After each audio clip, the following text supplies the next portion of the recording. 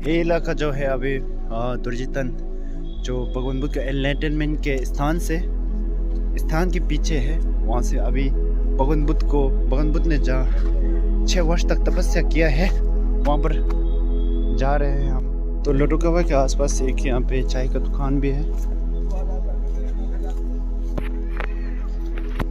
और यहाँ पर बहुत सारे बच्चे लोग भी हैं।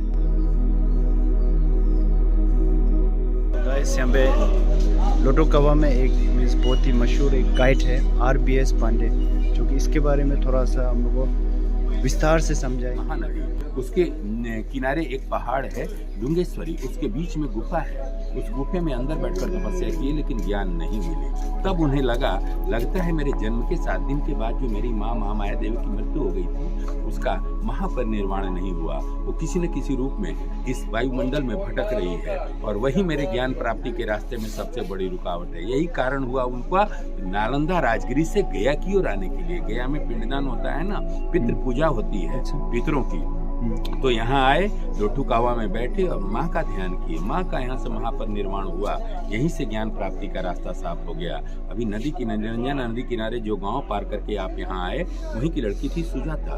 वो रोज इस बोधि वृक्ष की पूजा करने आती थी। तो यहीं से मन्नत मांगी थी कि मेरे जीवन में खुशियाँ आएंगी तो मैं साधुओं को भोजन कराऊंगी। जब उसे प्रथम पुत्र की प्राप्ति हुई तो अपनी नौकरानी अन्नपूर्णा को भेजती है कि जाओ इस जंगल में देखो, अगर कहीं साधु दिखे तो बताओ। आके देखती है कि यहीं पर एक साधु बैठकर तपस्या कर रहे हैं। इनको अपने घर ले जाती है। उनके पास बहुत सारी गायें थी। गाय के दूध से उमा बनाती है और सोने के थाल मिला के सिद्धार्थ को देती है। सिद्धार्थ बोले कि मैं तुम्हारा उमा खा के क्या करूंगा, अगर उमा खा लिया तो अब तक मैंने जितनी तपस्याएं की हैं सारी नष्ट हो जाएंगी, बेकार हो जाएंगी। वहीं पर मध्यम मार्ग का चर्चा आया है। ये मध्यम मार्ग क्या है कि वीणा के तार को इतना मत कसो कि वो टूट जाए, इतना ढीला भी मत छोड़ो कि उससे कोई स्वर न निकले। एक मध्यम तान दो जिससे बजे जाए। आपने जो ये प्रतिज्ञा कर रखी है कि मैं कुछ खाऊंगा पीऊंगा नहीं, हमें ज्ञान मिल जाएगा, ये असंभव, ये नहीं हो सकता है। ये शरीर भी एक वीणा है। खाओगे, प्राण रहेंगे तभी तो तपस्याएं करोगे। जब प्राण ही नहीं रहेंगे तो तपस्याएं कैसे करोगे। मेरी खीर को खाओ। वही सुजाता का खीर के चावल के एक दाने को तो मुंह में रखते ही शरीर पूरी तरंगायित हो गई। वो सुजाता को बोली कि हटाओ हमें वहां से। वो धीरे धीरे करके निरंजना नदी पार की, फिर बोध गया में बोधि वृक्ष के नीचे देखी कैसे बैठेंगे, पूरा शरीर कंकाल हो चुका है। आसपास में कुछ लोग घास काट रहे थे। सुजाता ने एक स्वास्तिक नाम के आदमी के पास जाकर कुछ बंडल सूखा घास लेकर के बिछा दी, बैठ गए और उसी रात में उनको वहाँ ज्ञान की प्राप्ति। तो इन्होंने अभी भगवान बुद्ध का पूर्ण वात्सल्य पूर्ण रूप से मीन्स क्या होता है, कैसे कैसे उनकी जीवन कथा को सुने। अंत में जाकर उनको भगवान कैसे प्राप्त हुआ है और उनके स्वर्गवास तक का सफ़र उन्होंने बहुत अच्छी शब्दों में उन्होंने मीन्स क्या होता है संक्षेप में आप लोगों को समझाया। बहुत बहुत धन्यवाद। और आप लोग यहाँ पे कभी आते हैं तो इनसे मिलिए। RBS पांडे इनका नाम जो मैं बार बार बोल जा रहा हूँ, RBS पांडे। हमारे कुछ दर्शक को आप कुछ बोलिए। हाँ, मैं यही कहता हूँ कि बुद्ध की जीवन शैली को इस कलयुग में अपनाया जाए। यही जो है महापरिनिर्वाण सुरक्षित ढंग से कराएगा जिस तरह से बुद्ध का हुआ। Thank you.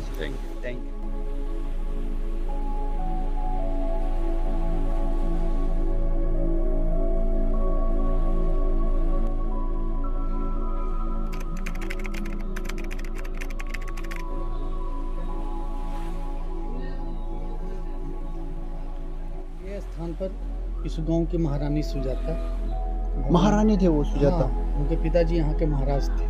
महाराज ये जो मुकुट देख रहे हैं ना सर के ऊपर, यहीं पर सुजाता जी ने भगवान को जब 6 साल कठोर साधना किए थे ना, तो ये शरीर जब लिंथिन हो गया था तो सुजाता जी यहाँ पूजा हमेशा करते थे बट वृक्ष की। बट वृक्ष, हाँ, ये जो पेड़ जो है ना, वो पुरानी वाली पेड़ नहीं है, उसका 5वां जनरेशन। हाँ, तो यहीं पर सिद्धार्थ बैठे थे और जब उनको देखी तो उन्होंने सोचा कि लगता है क्या साक्षात वृक्ष देवता यहाँ आए हैं। हाँ, और यहीं पर उनको उमा दिया, खीर बना के, चावल चीनी वो होता है ना, ड्राई फ्रूट वगैरह डाल। यहीं पर भगवान खीर खाए।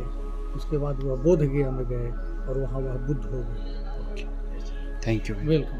आपका शुभ नाम? मेरा नाम मनोज पाठक है। मनोज पाठक। ये जी, मनोज पाठक। अच्छा, मनोज पाठक जी ने अभी यहाँ पे क्या होता है सुजाता के बारे में, मीन्स इस पावन स्थान के बारे में मेरे को संक्षेप में बताया। जी संक्षेप में। अगर आप सभी को मीन्स क्या होता है यहाँ पे सुजाता के यहाँ में आएगा, इनसे मिलिए और ये संक्षेप में और विस्तार से अच्छा से आप सभी को समझाएंगे, इसके बारे में बता देंगे। बल फुली मीन्स क्या होता है अच्छी तरीके से समझाए। बहुत बहुत धन्यवाद। Thank you welcome. आपको मिलकर अच्छा लगा। वेलकम, स्वागत है। और मेरे मीन्स क्या होता है दर्शकों को कुछ बोलना चाहिए, मेरे ऑडियंस को।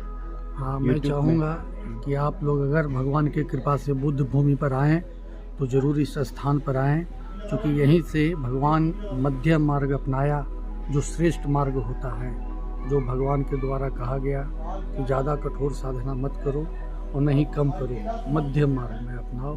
तो सभी लोग मध्यम मार्ग में रहें, न ज़्यादा सोचें न लूज रहें, सरलता पूर्वक जीवन को धर्म के अनुसार जिएं, सदैव ईश्वर की कृपा सब पर बनी रहे।